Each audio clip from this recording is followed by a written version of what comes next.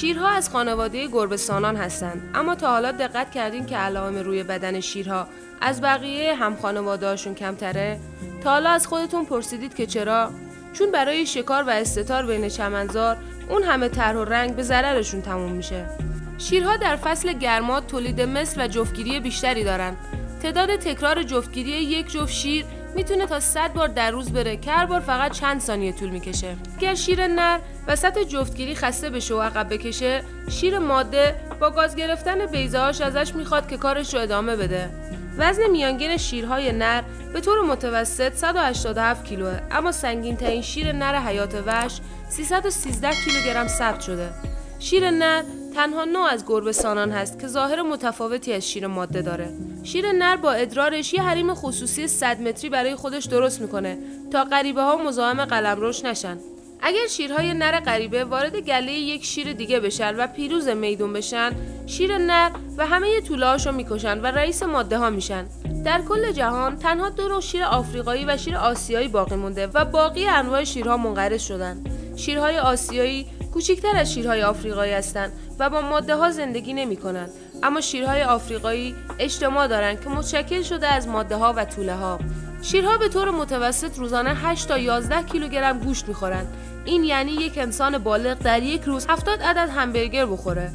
تنها کفتارها میتونند به شیرها آسیب بزنند و زرافه و فیل تنها برای هشدار دادن ممکنه به شیر آسیب بزنند. بزرگترین تهدید برای هر شیر فقط یک شیر دیگه است. طول شیرها در بدو تولد نابینا هستند و بسیار آسیب‌پذیرند، اما بدنی تیره تر دارند که کمک میکنه در غیاب والدینشون به خوبی استتار کنند. از هر 5 طول شیر 4 طول تا سن 2 سالگی به دلیل گرسنگی یا حمله حیوانات دیگه جون خودش را از دست میده. صدای غرش شیر انقدر بلنده که میتونه به 114 دسیبل برسه و تا فاصله 8 کیلومتری شنیده میشه.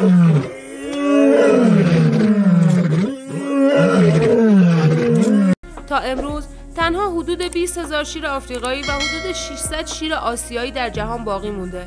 شیرها به انسانها به شکل طعمه نگاه نمی کنند، اما نمونه‌هایی از حمله به انسان وجود داره. مثلا در سال 1898 2 شیر کنیایی بیش از 130 کارگر راه آهن رو در یک دوره 9 ماهه کشتند. شیرها قلب و ریه کوچیکی دارند. وزن قلب شیر حدوداً 1 کیلو و 175 گرمه. به همین دلیل نمیتونن زمان طولانی و زیادی رو بدوئن و تا حد ممکن بدون جلب توجه به شکار نزدیک میشن. شیرها در هوای تاریک 6 برابر بهتر از انسانها میبینن. حاصل جفتگیری شیر نر و پلنگ ماده حیوانی است به اسم لیپارد، اما به دلیل تفاوت اندازه شیر نر که تقریباً 2 برابر پلنگ ماده هست، این اتفاق به ندرت رخ میده. در بخش رویش سیبیل شیرها نقطه‌های مشکی وجود داره که مثل اثر انگشت انسان برای هر شیر منحصر به فرده. شیر سفید کم رنگتر از بقیه شیرهاست که این دلیل یک نوع عیب ژنتیکی حساب میشه. واحد پول رسمی بلغارستان لو هست که در زبان بلغاری به معنای شیره.